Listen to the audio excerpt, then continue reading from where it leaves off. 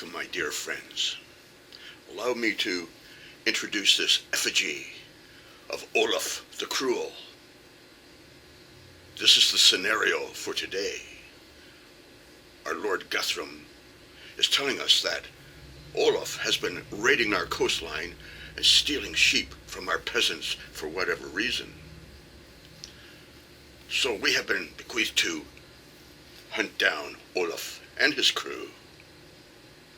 We must make haste while the winds are in our favor. To the boats, men. Back in a minute. Yeah, okay, my friends.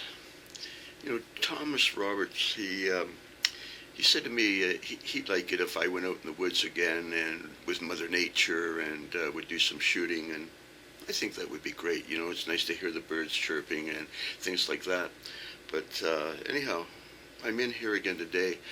I've been staying inside so much for the last year almost that I don't really feel like going out. After I went out 2 weeks ago and got that $250 ticket for parking, I never went back to that place since. And perhaps it's just being 76 years old, you know. I think I'm starting to get perhaps a little tired.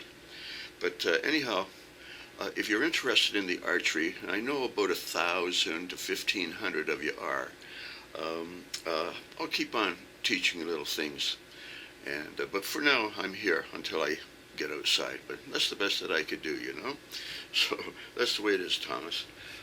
In the meantime, I'm going to start. You see my little notes here? I've been keeping notes for years. These are the notes over the last short period of time. And I think that I'll start taking a few shots and sharing some of my own observations with you, and I hope that helps your shooting. Anyhow, back in a minute. Okay, guys, let's take a couple of shots.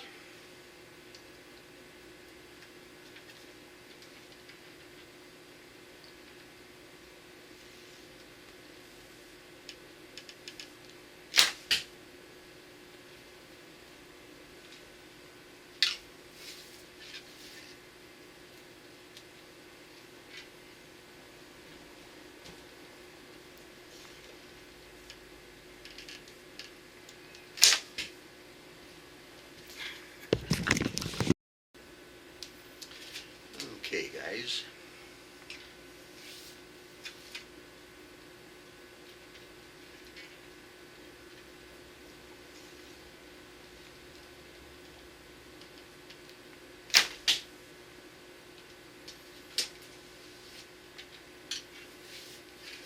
Take your time. Don't forget to breathe.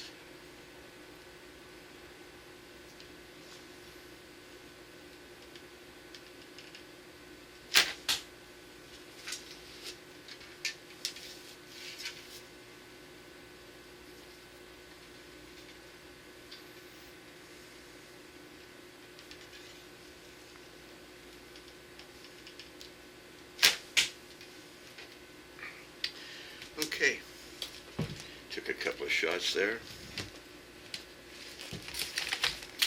Check this out, guys.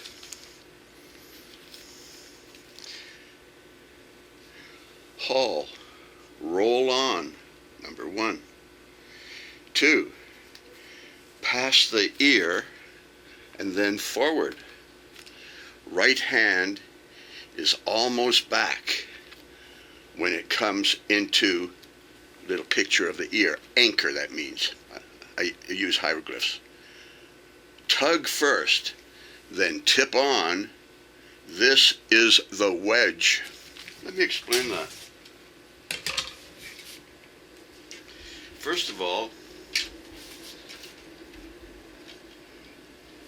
you have to put a little tension on the bow. See, so I put a little tension on the bow, and now I put the tip on. You see that? You watch when I aim, you'll see my arm go like that. In Jerry Hill's book, you'll see how it goes over and down. Well, mine is not quite as pronounced, but that's it. So that's one thing. And you do that first. What else is it?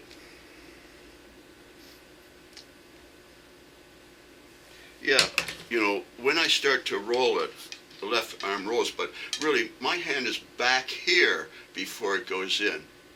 It's not out here. It's not even here anymore. It's way back here, and then it will roll in. So I'll show you from the side. See, it comes right back here, and then rolls in. So it's already back here, and then it rolls in behind my ear. So it starts to roll very far back. Also, I'm calling it the wedge. Now, if the tip is on, you can see that this is an angle. So let's see if you can see this.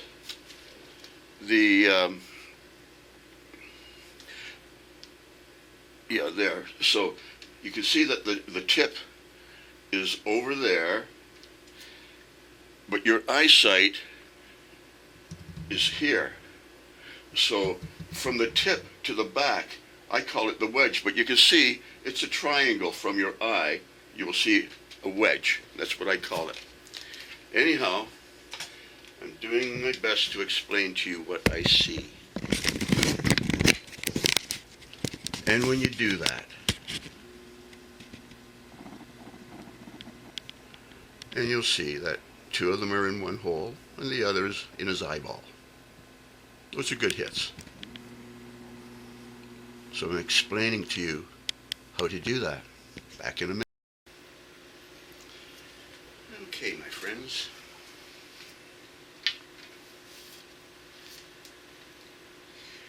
Looking along the arrow. If you can get your head down, you know, see the level of my finger? See how my head went down? It's almost looking along my finger. Well, if you anchor down here, there's about a 1, 2, 3 inch space between the target and my finger. But if I do that, it's very close.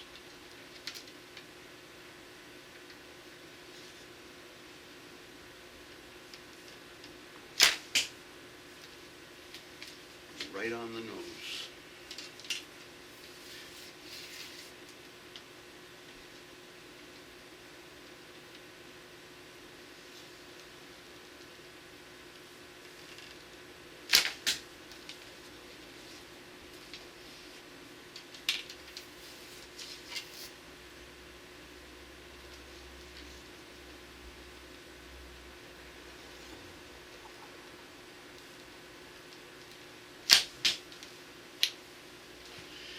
I'm starting to find that about 3 shots is enough.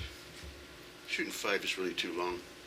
But something that I want you to see is that you've got to get your eye down close to the arrow, you know? Here, I think you can see this. If I am looking and I have my arrow down by the corner of my mouth, well, it's to my eye level, it's a distance of about that far in space. But even if I have my finger here and I move my head forward,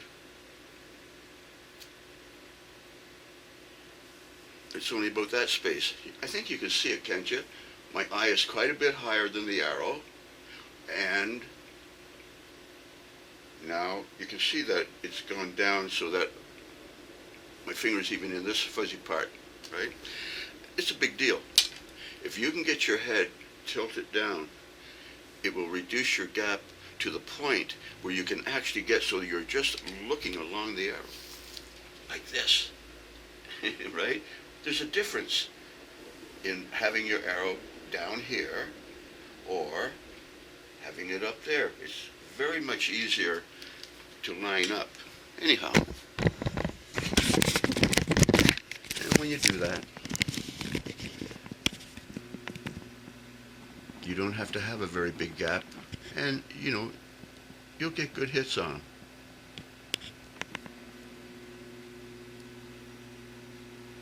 Get your head down. Back in a minute. Okay, my friends.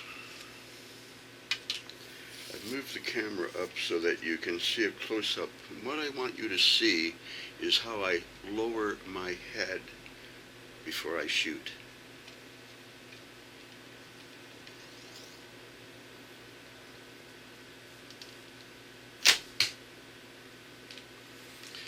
Could you see that?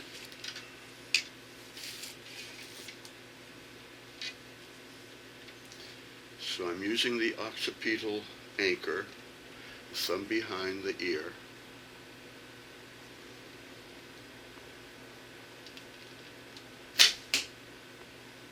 And then I'm just lowering my head so that I can look along the arrow.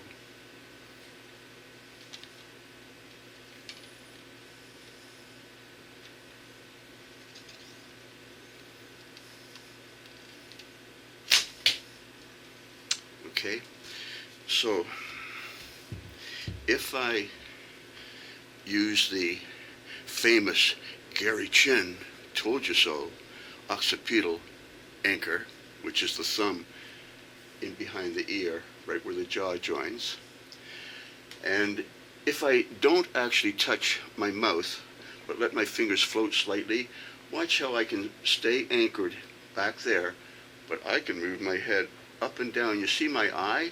My eye is going all the way down there, my eye is going all the way. So if you have your head up high, you have a big gap.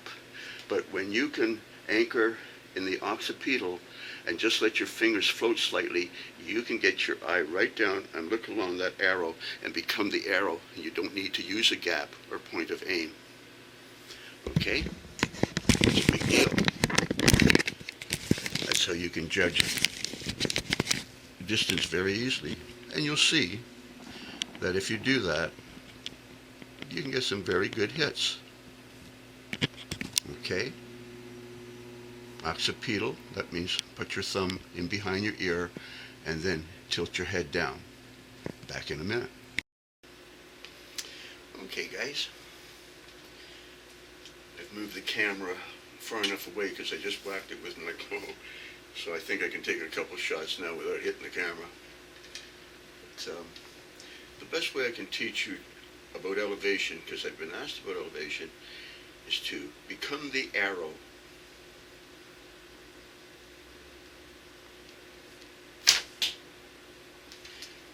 And what I mean by become the arrow is to get your head down low enough, your eye low enough over the arrow so that you can judge the elevation by just simply pointing right along the arrow.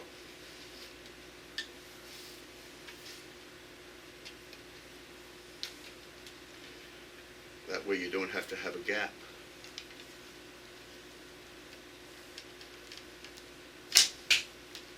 Okay?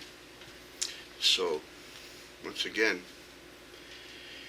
if you anchor at the corner of your mouth, there's that much space between your eye and where the target is. But if you anchor and you tilt your head forward, you see how there's less space. So, see if you can see it. If I anchor behind my ear, there's a few inches. But if I anchor behind my ear and tilt my head down, you see how I can get it just a little tiny gap? That's the secret. Tilting your head forward until your eye comes down. And I'm using my thumb behind my ear as a permanent anchor, and by the corner of my mouth is just floating. So it's not like my hand is not following my face up and down. My fingers are actually floating, and now, even though I have a permanent anchor here, my head can go down and look right along the arrow. And of course, when you do that kind of thing,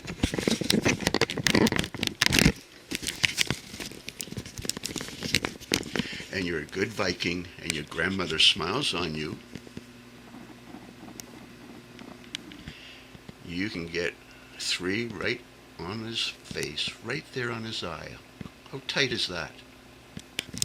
Thanks, Grandma. So if you do what I'm saying and get your head down, you have a chance of doing that kind of thing. Okay, boys, back in a minute. Okay, guys. Yeah, if you get your eye close to the arrow until it arcs down, it's just a straight line.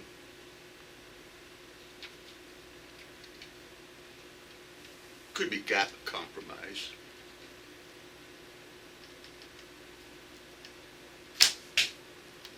Right on his nose.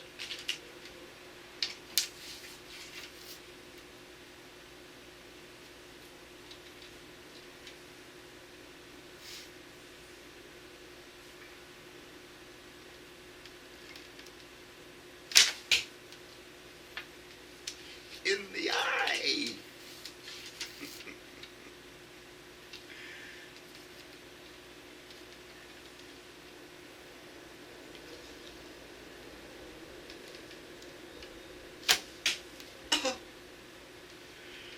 Well, you know, it gets boring after a while. So listen, when you have your eye very close to the arrow, there's an arc.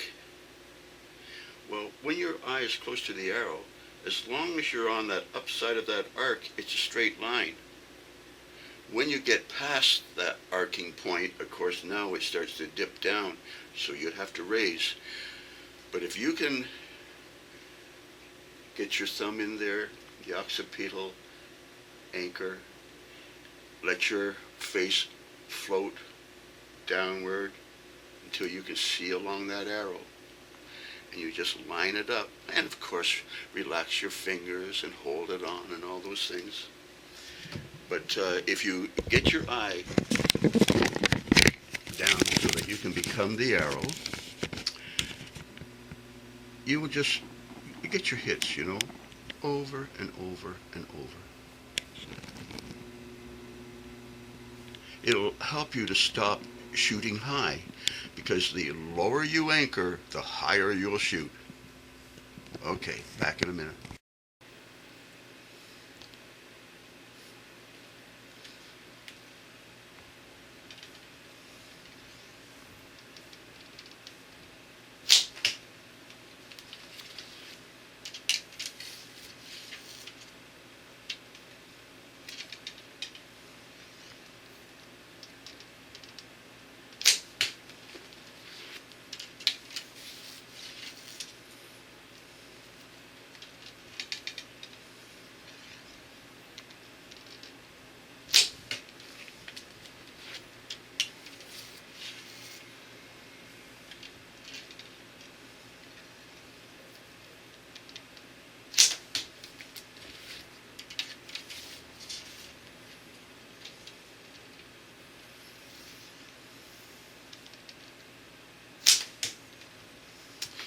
Okay guys, there's a couple shots there. I think that's enough for this evening. Again, I'll grab an arrow here. I want you to realize that if I anchor here, I can move my head down so I can look right along that arrow. It's a big deal, okay? That minimizes your gap. And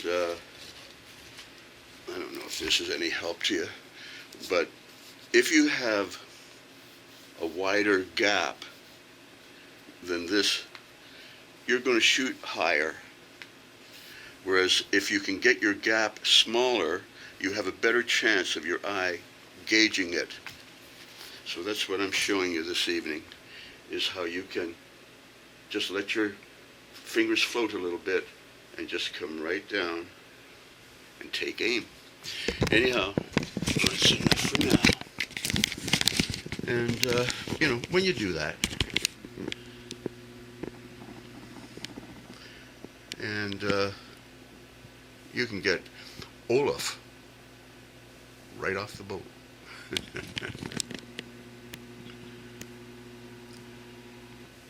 Get your head down, look along that arrow. Okay, boys, have a good night. Bye now.